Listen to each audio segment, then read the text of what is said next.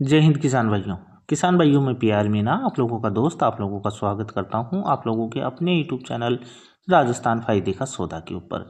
किसान भाइयों, जब अपन मशीन चलाते हैं तो अपने को बहुत सारी दिक्कतें को सामना करना पड़ता है। पहली समस्या तो क्या होती है किसान भाइयों, अपने ट्रैक्टर और मशीन के जो आरपीएम है वही सेट नहीं हो पाते हैं, जिससे अपना ट्रैक्टर लोड लेके चलता है। तो सबसे बड़ी समस्या तो यही हो जाती है अपने साथ। दूसरी समस्या ये हो जाती है कि मशीन जो अनाज होता है उसको भूसे में उड़ा देती है। एक प्रॉब्लम तो ये बहुत तगड़ी प्रॉब्लम हो जाती है।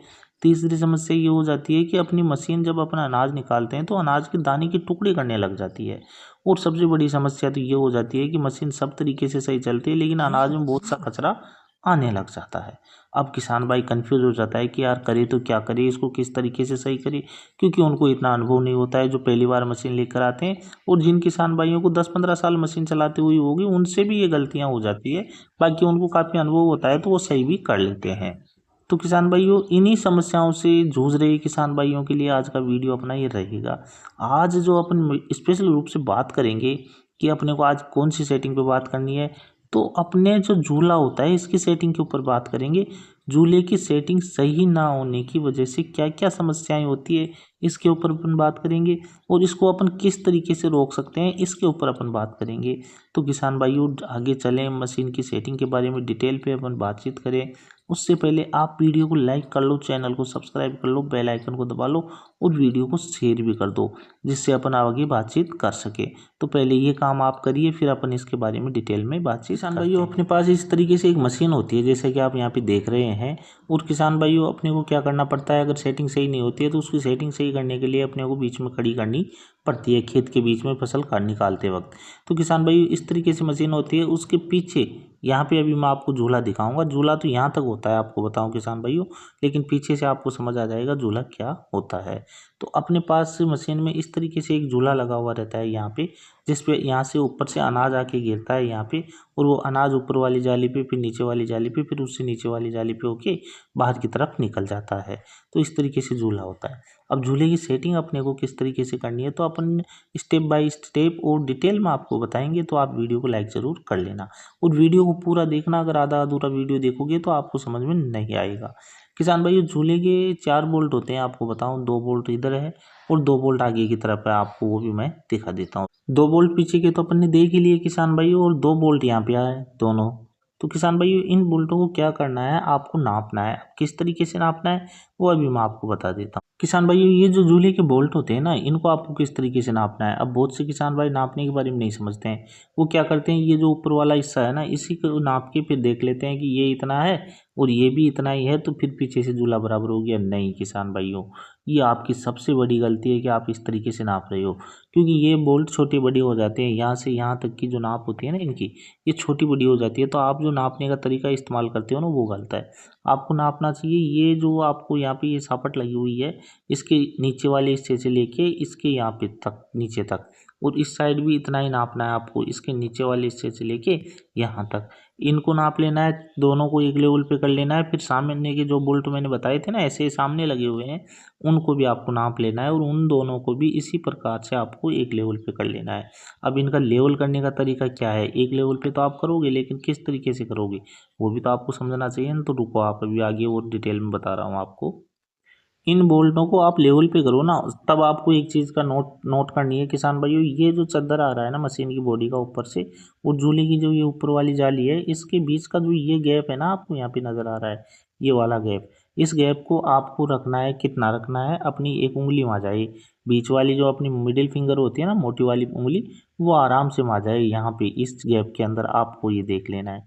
ठीक है, अब इस बात हम समझ गए। अब बुल्टो को जब आप लेवल पे करो तो इस बात का ध्यान रखिए कि यहाँ पे जो ये गैप है ये इसके अंदर अपनी एक उंगली में आ जाए। अब आपको आगे और समझना है। चारों बोल्टों को एक लेवल पे कर दिया आपने, ठीक है, इतना कर लिया तो वीडियो को लाइक कर लेना। जब आप चारों बोल्टों को लेवल पे कर लोगे तो ये जो गैप है ना ये फिक्स हो जाएगा, आगे पीछे बराबर हो जाएगा। अब आपको क्या करना है, जो पीछे वाले बोल्ट है ना इनको लूज करना है। तो अगर आगे मान लो एक उंगली मार रही है ना, तो इस साइड जो पीछे वाला हिस्सा है ना, ये वाला, यहाँ पे अपनी 1.5 उंगली में आ जानी चाहिए। मतलब अगर मान लीजिए आगे अपने 1 इंच का गैप है तो पीछे 1.5 इंच का गैप अपना होना चाहिए किसान भाइयों। इतना गैप आपको झूले के अंदर रखना है। तो ये आप समझ लो, अगर झूले की आप इस तरीके से सेटिंग कर लोगे तो आपकी मशीन कचरा नहीं देगी और झूले पे माल भी नहीं रुकेगा, बराबर रूप से पंखा माल उठाने लग जाएगा। अब आगे बात करते हैं झूले के ऊपर माल क्यों इकट्ठा हो जाता है किसान भाइयों। अपने साथ क्या प्रॉब्लम हो जाती है किसान भाइयों, झूले पे बहुत सा माल इकट्ठा होने लग जाता है और वो पीछे की तरफ आने आके गिरने लग जाता है। ठीक है, अब जब वो पीछे की तरफ आके गिरता है तो अपन लोगों से सेटिंग नहीं हो पाती, अपन सोचते हैं अपनी मशीन खराब हो गई है। तो किसान भाई एक तो कारण होता है झूले पे माल इकट्ठा होने का। ये जो जाल है ये आपको नजर आ रहा है, अपने को मान लीजिए निकालना है सोयाबीन और अपन ने जाल डाल दिया है मक्के का, तो माल तो यहाँ आके इकट्ठा हो जाएगा ना, क्योंकि अपने को सोयाबीन के जाल की नॉलेज होनी चाहिए। अगर आपको ये पता नहीं है कि कौन सी फसल में कौन सा जाल डालें, तो इसका वीडियो मैंने पहले बना के डाल रखा है, उसका लिंक मैं नीचे डिस्क्रिप्शन में डाल दूंगा, वहां से जाके आप उस वीडियो को देख सकते हैं। तो किसान भाई उस वीडियो को देख के आप इस जाल के बारे में तो समझ जाओगे, लेकिन झूले के बारे में नहीं समझ पाओगे। तो फिर क्या करना है किसान भाइयों, अपने को जो ये पर्दा नजर आ रहा है ना आपको यहाँ पे, ये पर्दा, इसको भी सेट करना होता है। अब इसको किस तरीके से सेट करना होता है ये आपको मैं समझा देता हूँ। अभी क्या है किसान भाइयों, बारिश बहुत हुई है, बारिश बहुत होने की वजह से क्या हो रहा है कि फसल गीली है, फसल गीली है तो माल में थोड़ा वजन है, क्योंकि जो भी भूसा यहाँ आके गिरेगा तो वो उसमें तो वजन होगा ना, वजन होने की वजह से पंखा उठा नहीं पाएगा। अब पंखा उठाए इसके लिए अपने को क्या करना है, ये जो पर्दा है ना ये वाला आपको यहाँ पे नजर आ रहा है, इसके ये बोल्ट है यहाँ पे, इनको लूज करना है आपको। इनको लूज करने के बाद मान लीजिए अपन पहले 5 उंगली पर्दे को रखते थे 5.5 तो अब आपको इसको आधा इंच या 1 इंच और नीचा कर देना है जाली की तरफ। तो इससे क्या होगा, माल की सफाई अच्छी तरीके से हो जाएगी और माल भी बराबर रूप से मशीन उठाने लग जाएगी। एक कारण ये हो जाता है और दूसरा कारण ये होता है किसान भाइयों की अपनी जो डी वेल्ट होती है अगर वो लूज होती है तब भी अपने को दिक्कत होती है। जैसे कि मैं अभी आपको दिखा देता हूँ, किसान भाई यहाँ पे डी वेल्ट होती है, आप देख रहे हैं ना यहाँ पे डी वेल्ट होती है। अगर ये डी वेल्ट लूज होती है तो ये पंखे हवा सही नहीं बनाते हैं, और अगर आपने इसकी स्पीड कम कर रखी होगी तब भी ये हवा सही नहीं बनाते। तो इस बात का भी आप ध्यान रखें, जिससे कि आपके ये पंखे सही तरीके से हवा बनाए और अनाज में कचरा ना आए। तो किसान भाई इस तरीके से जब आप अपनी मशीन की सेटिंग कर लोगे तो आपकी मशीन है जो किसी प्रकार की कोई समस्या नहीं करेगी। आप मक्का निकाल रहे हो, लेकिन मक्का निकालते वक्त आपने अगर ध्यान नहीं दिया जाल के बारे में या इस पर्दे के बारे में, तो इस तरीके से माल इकट्ठा होने लग जाएगा, टायरों के बीच में काफ़ी माल आने लग जाएगा, फिर उसका कोई समाधान नहीं हो पाएगा आप लोगों से। जैसा आप यहाँ पे देख सकते हैं इस तरीके से टायरों के बीच में माल आएगा, पीछे माल गिरेगा, तो फिर आपको काफ़ी दिक्कतों का सामना करना पड़ेगा। तो छोटी छोटी बातें हैं लेकिन बड़ी बातें हैं ये, इनको अगर आप समझोगे तो आप लोगों के बहुत काम आने वाली है। फिर अपनी बात कर लेते हैं झूले के ऊपर जो ज़्यादा माल इकट्ठा हो जाता है या टायरों के पीछे माल जाने लग जाता है, उसके पीछे क्या कारण होता है, ये हलार हलार होती है यहाँ पे, जैसे कि आप ये देख रहे हैं। अगर आपने इसको सही सेट नहीं किया होगा तब भी आपकी गड़बड़ हो जाएगी। अब आपको इसको किस तरीके से सेट करना है किसान भाई, यहाँ पे एक निशान होगा, आप देखना यहाँ पे जो निशान होगा ना उसको आप आधे से थोड़ा ज़्यादा रखना है किसान भाइयों।